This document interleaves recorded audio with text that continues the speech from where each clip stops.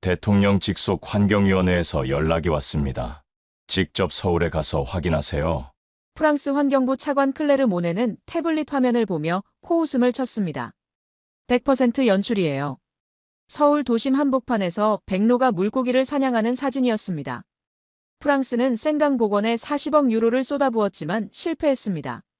그런데 한국은 훨씬 적은 예산으로 성공했다고요? 진짜라면 프랑스는 배워야 합니다. 대통령의 말이었습니다. 12년 경력의 전문가인 클레르는 믿을 수 없었습니다. 하지만 일주일 뒤 그녀는 청계천 앞에서 말을 잃었습니다. 대체 무슨 일이 벌어진 건지 지금 바로 알아보겠습니다. 잠깐만요. 혹시 지금 어디서 듣고 계신가요? 구독과 좋아요 미리 눌러주시면 건강하고 행복한 기운 듬뿍 받으실 거예요. 저는 오늘도 창밖을 내다보고 있었습니다. 파리의 하늘은 맑았어요. 11월의 차가운 공기가 유리창을 타고 스며들었죠. 하지만 생강은 아니었습니다. 회색빛 물줄기가 도시를 가로지르고 있었어요. 저 아래 어딘가에 생명이 있을까요? 물었지만 답은 이미 알고 있었습니다. 손에 든 보고서는 무거웠어요. 빨간 줄로 가득했습니다. 마치 상처난 피부처럼 페이지마다 경고가 새겨져 있었죠. 40억 유로. 생강 생태 복원 사업에 투입된 돈이었습니다. 그 숫자를 볼 때마다 가슴이 내려앉았어요. 저는 그 프로젝트의 책임자였습니다. 12년 동안 환경부에서 일했어요. 파리 국립공대에서 생태도시 계획 박사 학위를 받았고 유럽 녹색 뉴딜 설계에도 참여했습니다. 자신이 있었죠. 과학적 데이터와 충분한 예산만 있다면 강은 살아날 거라고 믿었어요. 우리는 최첨단 여과 시스템을 설치했습니다. 인공서식처를 정교하게 설계했고 미생물까지 주입했어요. 모든 게 계획대로 진행됐습니다. 적어도 저는 그렇게 믿었죠. 하지만 결과는 참담했습니다. 어류 종수는 복원 전 19종에서 11종으로 오히려 줄어들었어요. 수질은 여전히 경고 단계였죠. 시민들은 여전히 생강에서 수영하지 않았습니다. 물고기는 사라졌고 새들도 돌아오지 않았어요. 40억 유로가 증발해버린 겁니다. 커피잔을 책상에 내려놓으려는데 손이 떨렸어요. 컵이 받침에 부딪히며 작은 소리를 냈습니다. 찰랑. 식어버린 커피가 흔들렸죠. 저는 손바닥을 펴서 바라봤어요. 왜 떨릴까요? 분노였을까요? 아니면 두려움이었을까요? 12년간의 경력이 이 보고서 한 장으로 무너지는 기분이었습니다. 그때 비서실장이 조용히 다가왔어요. 차관님, 이 기사 한번 보시겠습니까? 목소리는 조심스러웠습니다. 태블릿 화면을 건네받았어요. 사진 한 장이 떠 있었죠. 서울이라는 도시의 한복판에서 백로 한 마리가 물고기를 사냥하고 있었어요. 도심 속 하천이었습니다. 고층 빌딩들이 배경에 보였고 사람들이 산책로를 걷고 있었죠. 그런데 백로는 그 모든 것에 개의치 않고 물속을 응시하고 있었어요. 물은 투명했고 백로는 여유로웠습니다. 저는 웃음이 나왔어요. 연출이겠지. 손가락으로 화면을 확대해봤습니다. 사진의 화질, 그림자의 방향, 백로의 자세까지 확인했어요. 관광용 퍼포먼스일 거라고 생각했습니다. 아니면 정교한 사진 합성이거나요. 도심 한복판에서 야생 백로가 사냥을 한다는 게 말이 되나요? 우리는 40억 유로를 쓰고도 실패했는데 말이죠. 비서실장이 조심스럽게 말했어요. 대통령 직속 환경위원회에서 연락이 왔습니다. 직접 서울에 가서 확인하라고 하시네요. 뭘 확인하라는 겁니까? 제 목소리는 날카로웠습니다. 그것이 진짜라면 프랑스는 배워야 한다고 하셨습니다. 저는 태블릿을 내려놨어요. 배운다고요. 12년 경력의 환경 전문가인 제가 아시아의 어느 나라에서 배워야 한다는 겁니까? 자존심이 상했습니다. 하지만 명령은 명령이었죠. 저는 보고서를 덮었어요. 창밖의 생강이 다시 눈에 들어왔습니다. 죽어가는 강이었죠. 물 위로 안개가 희미하게 퍼져 있었어요. 저 안개 속에 생명이 있을까요? 없었습니다. 저는 그걸 너무 잘 알고 있었어요. 며칠 뒤 저는 인천행 비행기에 몸을 실었어요. 샤를 드골 공항은 붐볐습니다.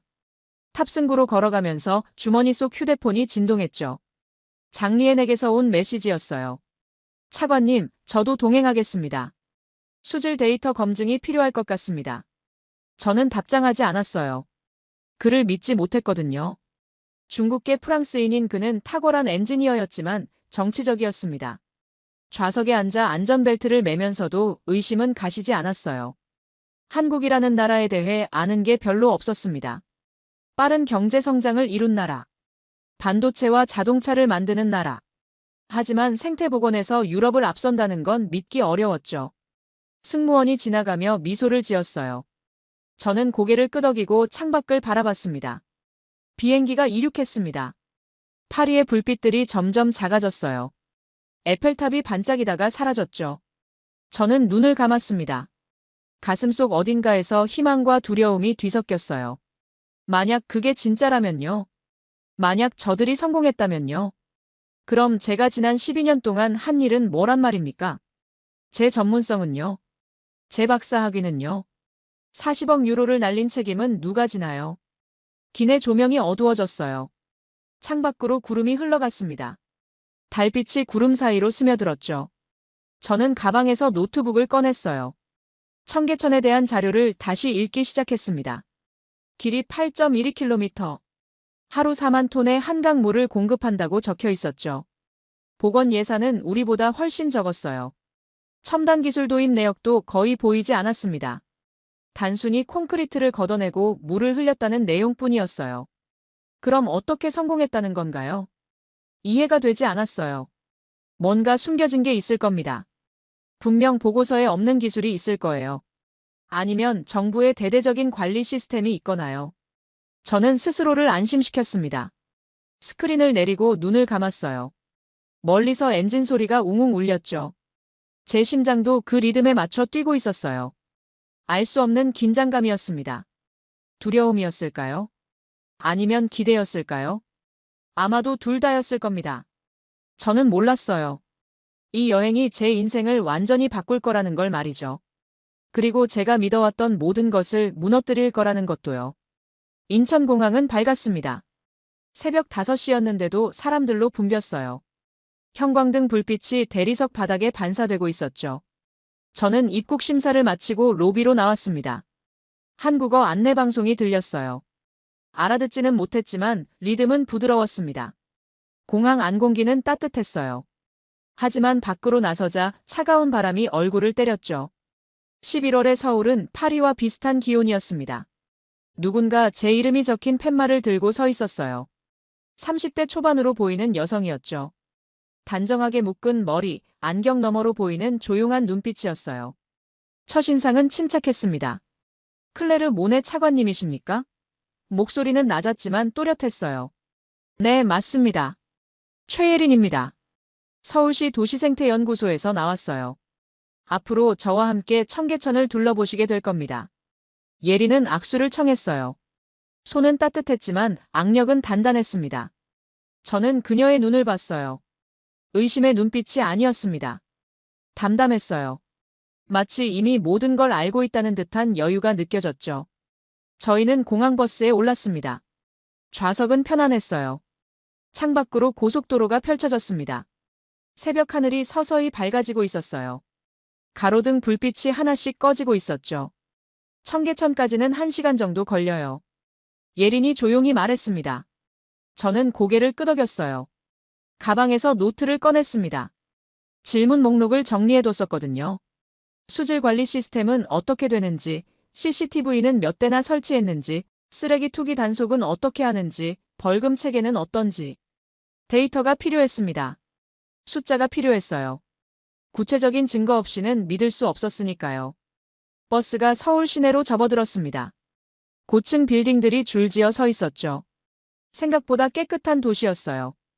거리는 정돈되어 있었고 사람들은 질서정연하게 움직였습니다. 하지만 여전히 의심은 남아 있었어요. 도시가 깨끗한 것과 하천이 살아있는 것은 다른 문제니까요. 여기서 내리시면 됩니다. 예린이 일어섰어요. 종강역이라는 지하철역 앞이었습니다. 지하철로 가십니까? 청계천은 바로 역 앞이에요. 걸어서 2분이면 됩니다. 저희는 계단을 내려갔어요. 지하 통로는 생각보다 넓었습니다. 사람들이 빠른 걸음으로 지나갔죠. 출근 시간이 다가오고 있었어요. 구두 소리가 타일 바닥에 규칙적으로 울렸습니다. 그리고 다시 계단을 올라왔어요. 찬 공기가 얼굴을 때렸습니다. 그 순간이었습니다. 눈앞에 펼쳐진 풍경을 보고 저는 멈춰섰죠. 발이 땅에 박힌 것처럼 움직이지 않았어요. 이게 진짜입니까? 제 목소리는 떨리고 있었습니다. 청계천이었어요. 도심 한복판에 흐르는 물길이었습니다. 하지만 상상했던 것과는 완전히 달랐죠. 물은 유리처럼 투명했어요. 아니, 유리보다 더 투명했습니다. 바닥의 돌들이 선명하게 보였어요. 돌 사이사이 물풀도 보였죠. 물고기들이 떼지어 헤엄치고 있었습니다. 은빛 비늘이 햇살에 반짝였어요. 10마리, 20마리, 아니 그 이상이었습니다. 주변 산책로에는 시민들이 걷고 있었어요. 아무렇지 않게요. 마치 이게 당연한 일상인 것처럼 말이죠. 누군가는 커피를 들고 걸었고 누군가는 조깅을 하고 있었습니다. 어떤 사람은 벤치에 앉아 책을 읽고 있었어요. 저는 난간에 다가가 물을 내려다봤어요. 손을 뻗으면 닿을 것 같은 거리였습니다. 물이 흐르는 소리가 들렸어요. 잔잔하고 평화로운 소리였죠. CCTV는 어디 있습니까? 제가 물었습니다. 주변을 둘러봤지만 보이지 않았어요. 거의 없어요. 투기 감시 시스템은요? 그것도 없습니다. 무단 투기 벌금 조항은요? 물론 법은 있죠. 하지만 실제로 적발되는 경우는 거의 없어요. 예린이 담담하게 대답했습니다. 저는 이해가 되지 않았어요. 생강에는 CCTV가 수백 대 설치되어 있습니다. 쓰레기 투기를 막기 위해 순찰 인력도 배치되어 있어요. 그런데도 실패했죠.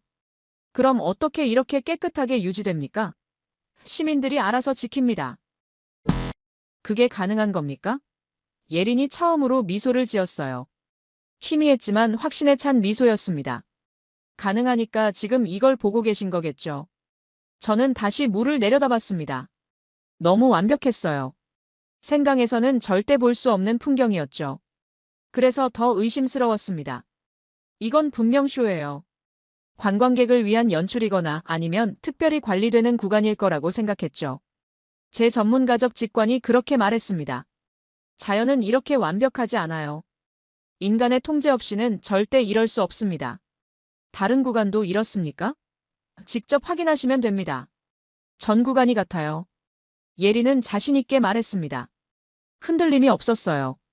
저는 카메라를 꺼내 사진을 찍었습니다. 증거가 필요했거든요. 파리로 돌아가서 보고해야 했으니까요. 셔터를 누를 때마다 가슴속에서 묘한 감정이 일었어요. 불편함이었을까요? 이 완벽함이 오히려 저를 불안하게 만들었습니다. 내가 무엇을 놓친 걸까? 그 생각이 머릿속을 계속 붙잡고 늘어졌어요. 그날 저녁 호텔방에서 노트를 펼쳤습니다. 침대에 앉아 펜을 들었죠. 첫 페이지에 이렇게 적었습니다. 너무 완벽하다. 진짜 자연은 이렇지 않다. 이건 쇼다. 하지만 펜을 놓으면서도 가슴 한구석이 불편했어요. 왜일까요? 확신이 흔들리고 있었던 걸까요? 창밖으로 서울의 야경이 보였습니다. 불빛들이 반짝이고 있었어요. 저 아래 어딘가에 청계천이 흐르고 있겠죠. 어둠 속에서도 물은 흐르고 물고기는 헤엄치고 백로는 사냥할 겁니다. 저는 커튼을 닫고 침대에 누웠어요. 눈을 감았지만 잠은 오지 않았습니다. 투명한 물속을 헤엄치던 은빛 물고기들이 자꾸 떠올랐어요. 그리고 예린의 조용한 목소리가 귓가에 맴돌았습니다.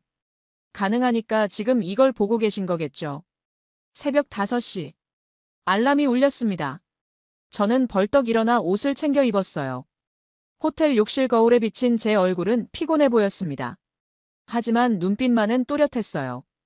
카메라와 삼각대를 가방에 넣었죠. 삼각대가 가방 안에서 딸깍 소리를 냈습니다. 내 눈으로 직접 확인하겠어. 호텔을 나와 택시를 잡았습니다. 청계천 광장으로 가주세요. 기사는 고개를 끄덕이며 출발했어요. 거리는 텅 비어 있었습니다. 가로등 불빛만이 도로를 밝히고 있었죠. 신호등이 바뀌어도 기다릴 차가 없었어요. 10분쯤 지나 청계천에 도착했습니다. 아직 어둠이 남아 있었어요. 하늘은 짙은 남색이었고 별 몇 개가 희미하게 반짝이고 있었습니다. 물 위로 희미한 안개가 퍼지고 있었죠. 공기는 차갑고 촉촉했어요. 저는 삼각대를 세우고 카메라를 고정했습니다. 손가락이 차가운 금속에 닿았어요. 물을 향해 렌즈를 맞췄습니다. 초점을 조정하고 노출을 확인했죠. 숨을 죽이고 기다렸습니다. 하늘이 조금씩 밝아졌어요. 남색이 푸른빛으로 변하고 다시 연한 주황빛이 섞여들었습니다. 안개가 천천히 흩어지기 시작했어요. 물 위를 미끄러지듯 움직이는 안개는 마치 살아있는 것 같았습니다. 그때였어요. 하얀 그림자 하나가 안개 속에서 걸어 나왔죠. 백로였습니다. 긴 목을 세우고 조심스럽게 물가를 걷고 있었어요. 발을 내디딜 때마다 물이 작게 출렁였습니다. 제 심장이 빠르게 뛰기 시작했습니다. 손에 땀이 났어요. 백로는 움직임을 멈췄습니다. 고개를 숙여 물을 응시했죠. 1초, 2초, 3초. 고요했습니다. 제 숨소리만 들렸어요. 그리고 순간적으로 목이 물속으로 쏘아졌습니다. 번개처럼 빨랐어요. 찰랑. 물이 튀었습니다. 백로의 부리에 은빛 물고기 한 마리가 꿰어 있었죠. 물고기는 아직 살아서 몸부림치고 있었어요. 저는 셔터를 눌렀습니다. 찰칵. 한 번, 두 번, 세 번. 조작이 아니었습니다. 연출이 아니었어요. 생명이었죠. 진짜 야생이었습니다. 이 순간은 그 어떤 정부 프로젝트도 만들어낼 수 없는 거였어요. 가슴이 두근거렸습니다. 그때 뒤에서 숨소리가 들렸어요. 느리고 깊은 호흡이었습니다. 저는 깜짝 놀라 돌아봤어요. 노인 한 분이 조용히 서 계셨죠. 한 2미터쯤 떨어진 곳이었습니다. 줄무늬 내복 위에 군용 야상을 걸치고 있었어요. 낡았지만 깨끗했습니다. 낡은 손가방을 들고 계셨죠. 얼굴에는 주름이 깊게 패여 있었지만 눈빛은 맑았습니다. 저놈이 5번째예요. 노인이 영어로 말했습니다.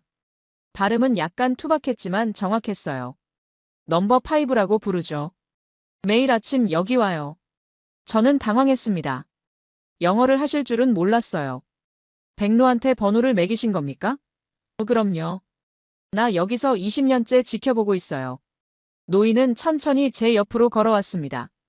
걸음걸이는 느렸지만 안정적이었어요. 용산 미군기지 PX에서 일한 적 있어서 영어도 가능하고요. 궁금한 거 있으면 물어보세요. 노인은 환하게 웃었습니다.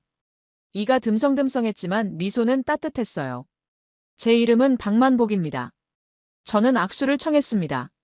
손은 거칠었어요. 오랜 세월 노동한 손이었죠. 하지만 악력은 여전히 강했습니다. 저는 클레르예요. 프랑스에서 왔습니다. 아, 프랑스. 좋은 나라지. 생강도 있고, 에펠탑도 있고. 박만복은 고개를 끄덕였어요. 그런데 생강은 어떻습니까? 물고기 있습니까? 저는 대답하지 못했습니다. 목이 막혔어요. 박만복은 제 표정을 읽었는지 더 묻지 않았습니다. 대신 손가방을 열었어요. 낡은 녹색 수첩을 꺼냈습니다. 표지는 낡아서 구겨져 있었고 모서리는 헤어져 있었어요. 이거 보세요. 수첩을 펼쳐 보여줬죠. 손글씨로 빼곡하게 적혀 있었어요. 날짜별로 정리된 기록이었습니다. 2024년 3월 15일, 백로 3마리 출현. 오전 6시 20분. 날씨 흐림. 2024년 4월 2일, 쉬리떼 발견. 중류 여울 구간. 약 50마리 추정. 2024년 5월 20일, 원앙 한 쌍 정착. 하류 구간 버드나무 아래. 물고기 이름도 적혀 있었어요. 피라미, 붕어, 잉어, 메기, 돌고기, 버들치. 영어 이름까지 병기되어 있었습니다. 심지어 라틴어 학명도 적혀 있었어요. 이 기록을 언제부터 하신 겁니까? 제 목소리는 떨리고 있었습니다. 2005년부터요. 청계천이 복원되고 나서 매일 걸었어요. 박만복은 수첩을 한 장 한 장 넘겼습니다.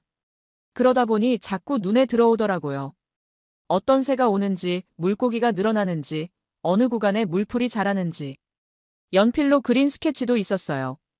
백로의 비행 자세, 물고기의 움직임, 물풀의 성장 패턴까지 세밀하게 그려져 있었죠. 그림 실력은 서툴렀지만 관찰은 정확했습니다. 왜 이렇게까지 하십니까? 제가 물었습니다. 진심으로 궁금했어요.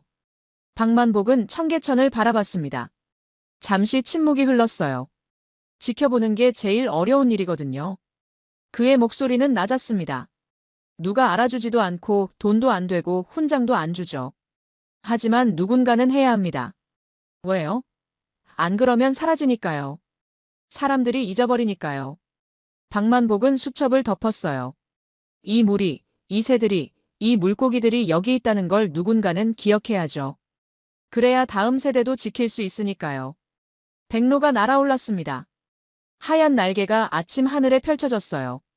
날갯짓 소리가 공기를 갈랐습니다. 푸드득. 백로는 천천히 상류 쪽으로 날아갔어요. 저는 그 뒷모습을 멍하니 바라봤습니다. 가슴속 어딘가에서 무언가가 흔들리고 있었어요. 확신이었을까요? 아니면 오만이었을까요?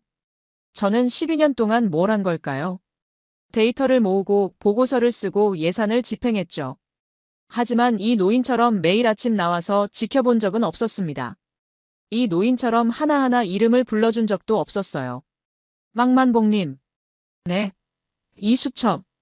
정부에 제출하신 적 있습니까? 아니요. 그냥 내가 보려고 쓰는 거예요. 하지만 이건 귀중한 자료입니다.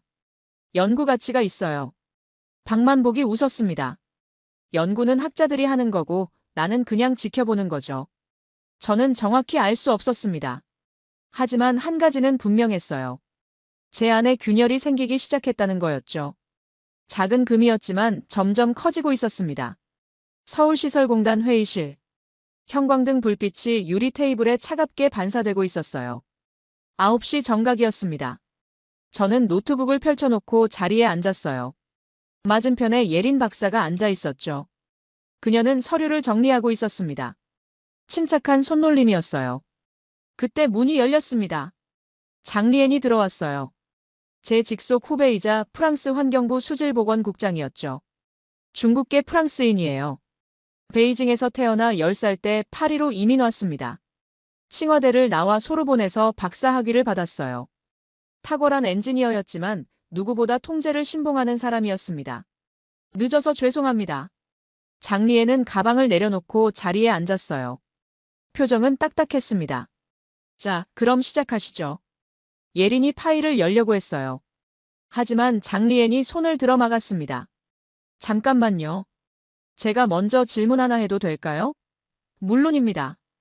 예린은 조용히 손을 내려놓았어요. 장리엔은 서류 뭉치를 가방에서 꺼냈습니다. 테이블에 펼쳤어요.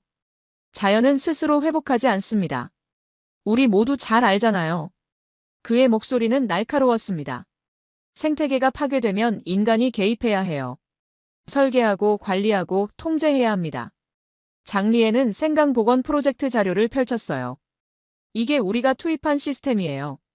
최첨단 역과 장치, 5개 구간에 설치된 인공 서식처 설계도 유럽 최고 수준의 미생물 주입 기술까지 다 동원했죠. 그는 청계천 자료를 가리켰습니다. 그런데 서울은요? 제가 조사한 바로는 2년 동안 콘크리트만 걷어내고 물만 흘렸다고 하던데요. 그리고 나서 아무것도 안 했다고요? 장리엔이 웃었습니다. 냉소적인 웃음이었죠. 비웃음에 가까웠어요. 저는 정치적 마케팅 냄새가 납니다. 사진 몇 장 찍어서 언론에 뿌리고 성공했다고 포장하는 거죠. 저는 장리엔을 바라봤어요. 그의 눈빛에는 경멸이 담겨 있었습니다. 한국에 대한 경멸이었을까요? 아니면 자신이 실패한 생강 프로젝트에 대한 자기 방어였을까요? 예린은 침착했어요. 표정 하나 변하지 않았습니다. 조용히 자신의 노트북을 돌렸어요. 화면에 그래프가 떠올랐죠. 자연 정착종 분포도입니다. 국립중앙과학관에서 2년마다 조사한 자료예요. 그래프는 꾸준히 상승 곡선을 그리고 있었어요. 2005년부터 지금까지 한 번도 떨어진 적이 없었습니다. 수질 민감 생물 분포도도 있습니다. 다음 슬라이드가 넘어갔어요. 쉬리가 서식하고 있어요. 순간 회의실이 조용해졌습니다. 장리엔의 얼굴이 굳었어요. 손이 서류 위에서 멈췄습니다. 쉬리요? 그 1급수 민물고기 말입니까? 네. 쉬리는 수질에 매우 민감한 어종이에요. 1급수에서 2급수 사이에서만 살죠. 조금이라도 오염되면 즉시 폐사합니다. 예린은 사진 한 장을 꺼냈습니다. 청계천 바닥을 유영하는 쉬리의 모습이었어요. 붉은 줄무늬가 선명했습니다. 물은 투명했고 쉬리의 지느러미 하나하나까지 보였어요. 이건 지난달에 촬영한 거예요. 국립생물자원관 연구원이 직접 확인했습니다. 위치 좌표와 수질 데이터도 함께 기록되어 있어요. 장리엔이 사진을 집어들었어요. 가까이 들여다봤죠. 손가락으로 사진을 만졌습니다. 불가능합니다. 도심 하천에 쉬리가 자생한다는 건 유럽 어디에도 사례가 없어요. 저희도 처음엔 놀랐어요. 예린이 조용히 말했습니다. 하지만 이게 현실이에요. 청계천은 살아있습니다. 저는 사진을 바라봤어요. 조작이 아니었습니다. 과학자로서의 직감이 말해줬죠. 저 물고기는 진짜예요. 저 물은 진짜로 깨끗한 거예요. 메타데이터를 확인하면 알 수 있을 겁니다. 촬영 장소, 시간, 카메라 정보까지 다 나오겠죠. 가슴이 두근거렸습니다. 다른 어종은 어떻습니까? 제가 물었어요. 목소리가 약간 떨렸습니다. 피라미, 붕어, 잉어, 메기, 돌고기, 버들치, 갈견이. 현재까지 확인된 어류만 23종입니다. 23종이요? 네. 그리고 조류는 42종, 곤충은 287종이에요. 양서류도 6종 확인됐습니다. 숫자가 머릿속에서 맴돌았어요. 생강은 어류가 11종이었습니다. 2배가 넘는 차이였죠. 장리에는 아무 말도 하지 않았습니다. 그저 사진을 내려놓고 창밖을 바라봤어요. 창밖으로 청계천이 보였습니다. 백로 한 마리가 물가를 천천히 걷고 있었어요. 고요했습니다. 회의실은 침묵에 잠겼어요. 형광등 소리만 희미하게 웅웅 울렸습니다. 에어컨 바람이 서류를 살짝 흔들었죠. 저는 손을 꽉 쥐었어요. 무언가가 무너지고 있었습니다. 제가 12년 동안 믿어왔던 것들이요. 통제해야 한다고 생각했어요. 설계해야 한다고 믿었죠. 인간이 철저하게 관리해야 자연이 돌아온다고 확신했습니다. 생강에 40억 유로를 쏟아부은 이유도 그래서였어요. 최첨단 기술로 완벽하게 통제하면 성공할 거라고 믿었죠. 하지만 여기서는 달랐어요. 그들은 기다렸어요. 콘크리트를 걷어내고 물을 흘렸죠. 그리고 자연이 스스로 돌아올 때까지 기다렸습니다. 통제하지 않았어요. 설계하지 않았죠. 그냥 기다렸습니다. 다음 일정은 현장 조사입니다. 예린이 말했죠. 직접 보시면 더 이해가 빠르실 거예요. 내일 오전 9시에 중류 구간에서 뵙겠습니다. 저는 고개를 끄덕였습니다. 입이 말랐어요. 커피를 한 모금 마셨지만 목은 여전히 건조했습니다. 회의가 끝나고 복도로 나왔어요. 장리엔이 제 옆으로 다가왔습니다. 차관님, 뭔가 이상하지 않습니까? 그의 목소리는 낮았어요. 뭐가요? 너무 완벽해요. 마치 준비된 것처럼. 우리가 오는 걸 알고 미리 세팅한 거 아닙니까? 저는 그의 눈을 봤어요. 의심으로 가득했죠. 하지만 저는 달랐습니다. 쉬리를 본 순간 저는 알았어요. 이건 조작이 아니라는 걸요. 내일 현장에 가봅시다. 그때 다시 이야기하죠. 장리에는 대답하지 않았어요. 그저 고개를 돌렸습니다. 엘리베이터 문이 닫혔어요. 거울에 비친 제 얼굴이 낯설었습니다. 피곤해 보였고 흔들리고 있었어요. 12년 경력의 환경 전문가. 박사학위 소지자. 유럽 녹색 뉴딜 설계 참여자. 하지만 지금 제 안에서는 모든 게 흔들리고 있었습니다. 그날 오후 예린과 함께 청계천 하류로 향했습니다. 택시에서 내려 산책로를 걸었어요. 도심의 바쁜 에너지가 서서히 멀어졌습니다. 고층 빌딩들이 줄어들고 나무들이 늘어났죠. 버드나무 가지가 물 위로 드리워져 있었어요. 물소리가 더 크게 들렸습니다. 새소리도 섞여 있었어요. 멀리서 참새떼가 지저귀고 있었죠. 이쪽은 생물 다양성이 가장 높은 구간이에요.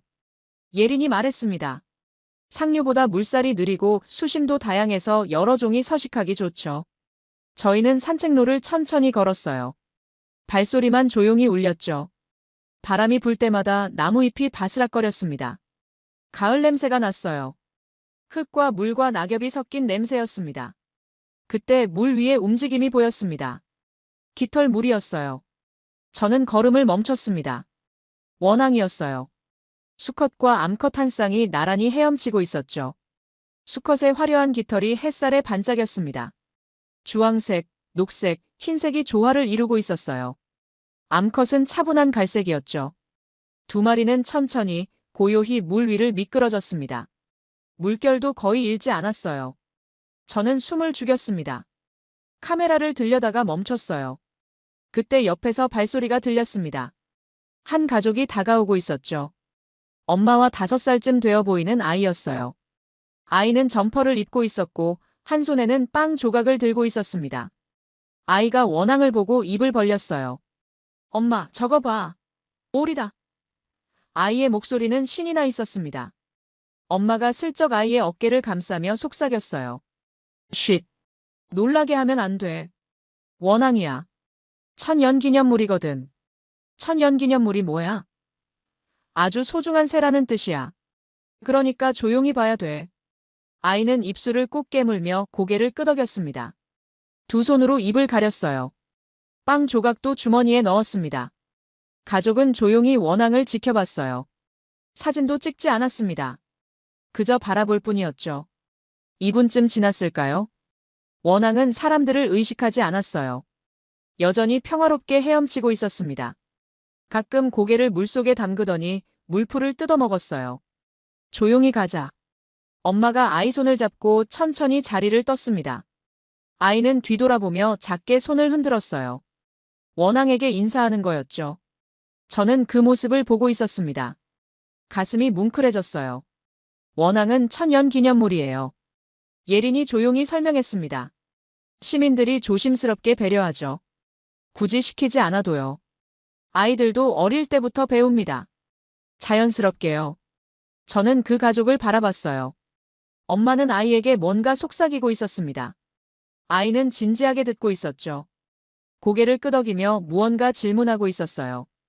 교육이었어요. 강요가 아닌 자연스러운 배움이었습니다. 벌금 조항도 CCTV도 경고문도 없었어요. 그저 엄마의 조용한 목소리 하나가 아이의 마음에 새겨지고 있었습니다. 외국인 커플이 다가왔어요. 젊은 남녀였습니다. 여자가 스마트폰으로 사진을 찍더니 남자에게 보여줬어요. 우리 싱가포르에서 왔어요. 여자가 영어로 말을 걸어왔죠. 저는 프랑스어 억양이 섞인 영어로 대답했습니다. 저는 프랑스에서 왔어요. 와, 프랑스요? 생강도 이렇게 깨끗합니까? 그 순간 말문이 막혔어요. 아니요. 아직은요. 이 강이 인스타그램에 떠서 찾았는데 상상 이상이에요. 도심 한복판에 이런 고요가 있다니. 사람들도 모두 배려하고요. 정말 조용하죠. 제가 대답했습니다.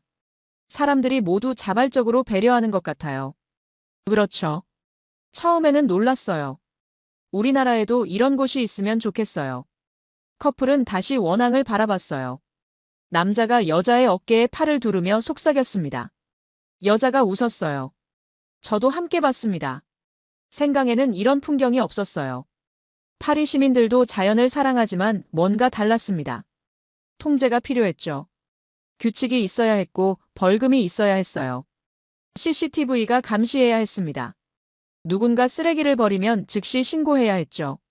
하지만 여기는 달랐어요. 아무도 감시하지 않았지만 모두가 지켰습니다. 법이 아니라 문화였어요. 강요가 아니라 자발이었죠. 존중이 통제를 대신하고 있었습니다. 원앙이 물속으로 고개를 담갔습니다. 물고기를 찾는 거였어요. 잠시 후 고개를 들었죠. 아무것도 잡지 못했지만 다시 시도했습니다. 포기하지 않았어요. 저는 그 모습을 보면서 생각했어요. 사람과 자연이 서로를 밀어내지 않는 공간이 있다는 것을요. 존중이 통제를 대신하는 곳이 있다는 것을요. 두려움이 아니라 신뢰로 지켜지는 공간이 있다는 것을요. 예린 씨. 네. 시민들이 정말 스스로 지킵니까? 정부가 캠페인을 한다거나 교육 프로그램이 있다거나. 물론 초기에는 있었어요. 2005년 복원 직후에는 홍보도 많이 했고 시민 교육도 했죠. 하지만 지금은 거의 안 해요. 이미 문화가 됐거든요. 문화요? 네. 우리 것을 지키는 거죠. 정부 것이 아니라 우리 것이요. 청계천은 서울 시민들의 일상이에요. 출근길에 지나가고 점심시간에 산책하고 주말에 가족과 함께 오는 곳이죠. 그러니까 지키는 거예요. 내 공간이니까요. 저는 고개를 끄덕였습니다. 그 말이 이해됐어요. 생강은 정부의 프로젝트였습니다. 시민들에게는 남의 일이었죠. 40억 유로가 투입됐다는 뉴스를 봤지만 자기 일이라고 느끼지 않았어요. 정부가 알아서 하겠지 생각했을 겁니다. 하지만 청계천은 달랐어요. 이건 그들의 일상이었습니다. 그들의 산책로였고 그들의 쉼터였으며 그들의 자연이었어요. 소유가 아니라 공유였지만 그 공유가 책임감을 만들었습니다. 원앙이 날아올랐습니다. 물방울이 튀며 햇살에 반짝였죠. 날갯짓 소리가 공기를 갈랐어요. 푸드득. 저는 그 순간을 놓치지 않고 카메라에 담았습니다. 하지만 사진보다 더 선명한 건 제 마음속에 새겨진 이 풍경이었어요. 그리고 제 안에서 무언가가 또 무너지는 소리가 들렸습니다. 저녁 7시. 청계천 광장에 사람들이 모여들기 시작했어요. 오늘은 서울빛 초롱축제가 열리는 날이었습니다. 예린이 호텔로 전화를 걸어왔어요. 밤에 청계천도 보셔야 해요. 다른 모습이거든요. 저는 택시를 타고 광장으로 향했습니다. 해가 지고 있었어요. 하늘이 주황빛으로 물들었죠. 빌딩 유리창에 석양이 반사되어 도시 전체가 불타는 것 같았습니다. 광장에 도착하자 예린이 기다리고 있었어요. 딱 좋은 시간에 오셨네요. 곧 조명이 켜질 거예요. 사람들이 점점 모여들고 있었습니다. 가족 단위가 많았어요. 아이들이 뛰어다니고 연인들이 손을 잡고 걸었죠. 노인들도 천천히 산책하고 있었습니다. 가로등이 하나씩 켜지기 시작했어요. 그리고 첫 번째 조명이 물 위에 떠올랐습니다. 저는 숨을 멈췄어요. 정조대왕의 어가 행렬이었어요. 한지로 만든 거대한 구조물이었습니다. 높이가 5m는 좋게 넘어 보였어요.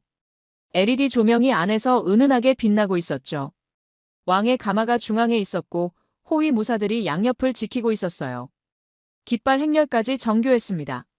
바람이 불 때마다 한지가 살랑거렸어요.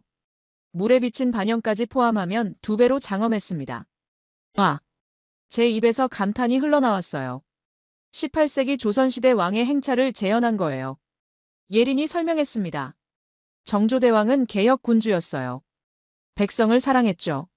사람들이 천천히 산책로를 걸으며 구경했습니다. 아이들이 웃었고 연인들이 사진을 찍었어요. 하지만 소음은 없었습니다. 모두가 적당한 거리를 유지하며 조용히 감상하고 있었죠. 다음 구간으로 넘어갔습니다. 바다생물 구역이었어요. 해파리, 고래, 열대어, 조형물들이 물 위에 떠 있었어요. 파란 조명이 물결치듯 움직였습니다. 마치 바닷속을 걷는 것 같았어요. 신비의 물결이라고 이름 붙였어요. 예린이 설명했죠. 저는 한 걸음 한 걸음 천천히 걸었습니다. 사람들의 웃음소리, 물소리, 멀리서 들리는 음악 소리가 어우러졌어요. 평화로웠습니다. 축제였지만 시끄럽지 않았죠. 빛은 화려했지만 자극적이지 않았어요. 모든 게 절제되어 있었습니다. 저는 혼자 광교 쪽으로 걸어갔습니다. 사람들이 모여있는 곳이 보였어요. 무슨 일인가 싶어 다가갔죠. 외가리 한 마리가 서 있었습니다. 백색 조명 아래 물가에서 사냥을 준비하고 있었어요. 긴 목을 세우고 물을 응시하고 있었죠. 사람들은 조용히 지켜보고 있었습니다. 20명쯤 됐을까요? 누구도 플래시를 터뜨리지 않았어요. 아이들도 입을 다물고 있었죠. 한 아이가 엄마에게 뭔가 물으려다가 엄마가 손가락을 입에 대며 막았습니다. 외가리는 움직이지 않았습니다. 집중하고 있었어요. 조명 불빛에도 전혀 신경 쓰지 않았습니다. 1초, 2초, 3초. 저도 숨을 죽였어요. 그리고 순간적으로 부리가 물속으로 쏘아졌습니다. 번개처럼 빨랐어요. 물고기를 낚아챘습니다. 은빛 물고기가 부리에 꿰어져 있었어요. 그 순간 박수 소리가 터졌습니다. 조용하지만 진심 어린 박수였어요. 어린아이 하나가 와! 하고 작게 외쳤죠. 외가리는 물고기를 삼켰습니다. 목구멍으로 내려가는 게 보였어요. 그리고 천천히 날아올랐죠. 날갯짓 소리가 공기를 갈랐습니다. 사람들이 고개를 들어 그 모습을 바라봤어요. 저도 따라봤습니다. 외가리는 조명 너머로 사라졌어요. 어둠 속으로 날아갔죠. 믿을 수 없네요. 옆에 서 있던 남자가 말했습니다. 나이든 목소리였어요. 축제가 열리는데도 야생동물이 사냥을 하다니요. 여기선 흔한 일이에요. 다른 사람이 대답했죠. 젊은 여자 목소리였습니다. 저도 작년에 여기서 원앙 가족을 봤어요. 새끼 4마리가 엄마 뒤를 따라가더라고요. 사람들이 이렇게 많은데도요. 저는 그들의 대화를 듣고 있었어요. 생강에서는 상상할 수 없는 풍경이었습니다.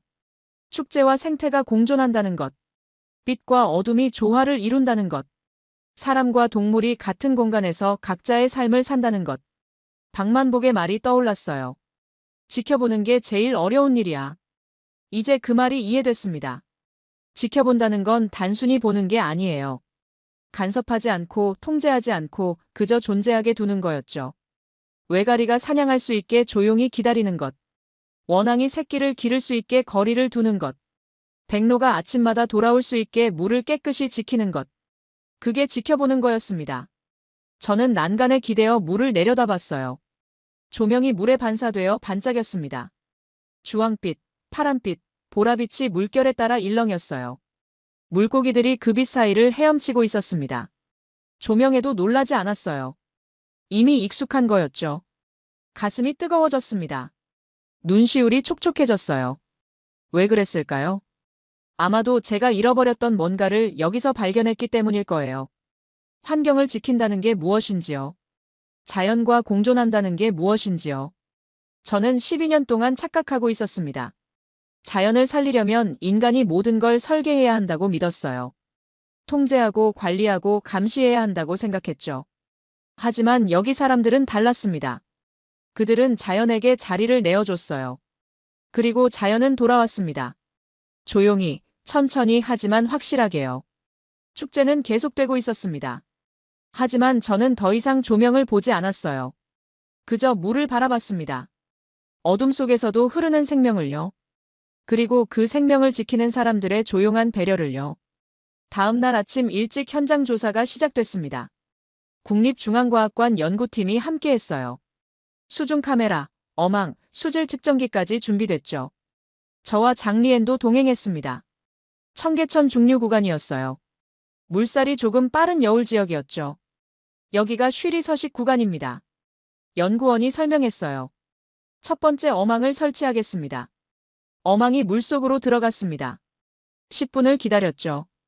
그리고 천천히 끌어올렸어요. 그물 안에서 은빛이 번쩍였습니다. 피라미였어요. 6마리가 팔딱거리고 있었죠. 피라미, 돌고기, 버들치. 모두 건강한 개체입니다. 연구원이 하나씩 확인했어요. 저는 카메라로 기록했습니다. 두 번째 어망을 조금 더 상류에 설치했어요. 여울이 센 곳이었습니다. 쉬리는 여울을 좋아해요. 산소가 풍부하거든요. 다시 10분을 기다렸습니다. 장리에는 팔짱을 끼고 서 있었어요. 표정이 굳어 있었죠. 어망이 올라왔습니다. 그 순간 붉은 줄무늬가 보였어요. 쉬리였습니다. 3마리가 그물 안에 있었죠. 확인됐습니다. 쉬리예요. 연구원이 조심스럽게 한 마리를 들어 올렸어요. 길이는 약 10cm였습니다. 붉은 줄무늬가 선명했어요. 비늘은 건강하게 빛났죠. 이 물고기는 2급수 이상에서만 삽니다. 청계천 수질이 유럽 기준으로 어등급이라는 증거예요. 국립중앙과학관 박사가 설명했습니다. 저는 쉬리를 가까이서 봤어요. 작지만 강한 생명이었습니다. 이 물고기가 여기 산다는 건 이 물이 진짜로 깨끗하다는 뜻이었죠. 다른 어종 현황도 보여드릴까요? 연구원이 태블릿을 꺼냈어요. 화면에 통계 자료가 떠올랐습니다. 2005년 복원 직후 확인된 생물종은 552종이었어요. 552종이요? 네. 그런데 지금은 668종입니다. 제 손이 멈췄어요. 668종이라고요? 어류 23종, 조류 42종, 곤충 287종, 양서류 6종, 식물 310종이에요. 장리엔이 입을 열었습니다. 생강은요? 생강은 현재 약 47종 정도로 파악됩니다. 침묵이 흘렀어요. 668대 47, 14배 차이였습니다. 저는 숫자를 다시 확인했어요. 틀린 게 없었습니다. 어떻게? 이게 가능합니까? 제가 물었죠. 예린이 조용히 대답했어요. 우린 기다렸어요. 자연이 스스로 돌아올 때까지요. 설계하지 않았다는 말입니까?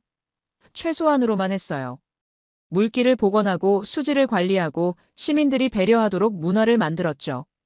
나머지는 자연이 알아서 했어요. 장리에는 아무 말도 하지 않았습니다. 그저 청계천을 바라봤어요. 저도 물을 내려다봤습니다. 668종의 생명이 이 작은 하천에 살고 있다는 게 믿기지 않았어요. 연구원이 쉬리를 다시 물속에 놓아줬습니다. 붉은 줄무늬가 물살을 타고 사라졌죠. 저는 그 모습을 보면서 깨달았어요. 우리가 생강에서 실패한 이유를요. 우리는 자연을 통제하려고 했습니다. 설계하고 관리하고 인위적으로 생명을 투입했죠.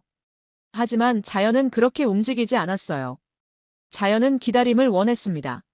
시간을 원했고 공간을 원했으며 자유를 원했죠. 한국 사람들은 그걸 이해했어요. 그래서 성공한 겁니다. 해가 높이 떠올랐습니다. 물이 반짝였어요. 어딘가에서 백로가 울었습니다. 저는 노트에 이렇게 적었어요. 기술이 아니라 철학이었다. 파리로 돌아온 건 일주일 뒤였습니다. 공항에서 집으로 가는 택시 안에서 생강을 봤어요. 여전히 회색빛이었죠. 하지만 이제는 달라 보였습니다. 가능성이 보였어요. 다음 날 프랑스 환경부 전략회의가 열렸습니다. 장관님과 국장들이 모두 참석했죠. 저는 발표 자료를 준비했어요. 첫 슬라이드는 청계천 백로 사진이었습니다. 새벽 안개 속에서 사냥하던 그 순간이었죠. 여러분, 이건 조작이 아닙니다. 저는 침착하게 말했어요. 이건 야생이 돌아온 도시입니다. 회의실이 조용해졌습니다. 저는 다음 슬라이드를 넘겼어요. 쉬리 사진, 원앙 사진, 668종 통계 자료. 하나씩 설명했습니다. 장리에는 자리에 앉아 있었어요. 침묵하고 있었죠. 더 이상 부정할 수 없었을 겁니다. 우리가 놓친 건 기술이 아니라 철학입니다. 제 목소리가 회의실에 울렸어요. 우리는 자연을 설계하려고 했습니다. 하지만 한국은 기다렸어요. 그게 차이였습니다. 장관님이 질문했어요. 그럼 우리도 청계천 방식을 도입할 수 있겠습니까? 가능합니다. 하지만 시간이 필요해요. 그리고 무엇보다 시민들의 참여가 필요합니다. 구체적으로 어떻게 하면 되죠? 첫째, 과도한 통제를 줄여야 해요. 둘째, 시민들이 주인이라고 느끼게 해야 합니다. 셋째, 기다려야 해요. 자연이 스스로 돌아올 때까지요. 회의는 2시간 동안 이어졌습니다. 결론은 명확했어요. 청계천식 모델을 생강에 시범 도입하기로 했습니다. 라인강과 포강에도 적용을 검토하기로 했죠. 회의가 끝나고 복도로 나왔을 때 장리엔이 다가왔어요. 차관님. 네. 제가 틀렸습니다. 그가 고개를 숙였어요. 통제가 답인 줄 알았어요. 하지만 청계천을 보고 깨달았습니다. 저는 그의 어깨에 손을 얹었어요. 우리 함께 해봅시다. 생강에 백로가 나타날 때까지요. 장리엔이 고개를 끄덕였습니다. 몇 달이 지났습니다. 저는 개인 휴가를 냈어요. 다시 서울로 향하는 비행기에 올랐죠. 이번엔 의심이 아니었습니다. 감사였어요. 인천공항에 도착해 곧바로 청계천으로 갔습니다. 새벽 5시였어요. 익숙한 풍경이 눈에 들어왔죠. 그리고 그곳에 박만복이 서 있었습니다. 여전히 군용 야상을 입고 손가방을 들고 있었어요. 안녕하세요, 박만복님. 오, 클레르. 다시 왔구만. 우리는 악수를 나눴습니다. 넘버 5, 아직 여기 있습니까? 박만복이 웃었어요. 당연하지. 저기 봐. 그가 가리킨 곳에 백로 한 마리가 서 있었습니다. 여전히 조용히 물을 응시하고 있었죠. 여전하네요. 그래. 우리가 지켜주는 한 계속 있을 거야. 박만복은 물가로 걸어갔어요. 바닥에 비닐 조각 하나가 떨어져 있었습니다. 그는 그걸 조용히 주워 쓰레기통에 넣었어요. 뒤돌아보지도 않았습니다. 당연한 일이라는 듯이요. 저는 그 뒷모습을 바라봤어요. 가슴이 뭉클했습니다. 진짜 변화는 이렇게 조용히 온다는 걸 알았죠. 거창한 구호가 아니라 작은 행동에서요. 청계천은 흐르고 있었습니다. 물은 맑았고 백로는 여전했으며 시민들은 조용히 산책하고 있었어요. 저는 생강을 떠올렸습니다. 언젠가는요. 언젠가 생강에도 백로가 돌아올 거예요. 시민들이 조용히 배려하고 자연이 스스로 돌아오는 그날이 올 겁니다. 그때까지 저는 기다리겠어요. 한국이 그랬던 것처럼요. 해가 떠올랐습니다. 청계천이 황금빛으로 반짝였어요. 새로운 하루가 시작되고 있었죠. 그리고 어딘가에서 생강의 새로운 하루도 시작되고 있을 겁니다.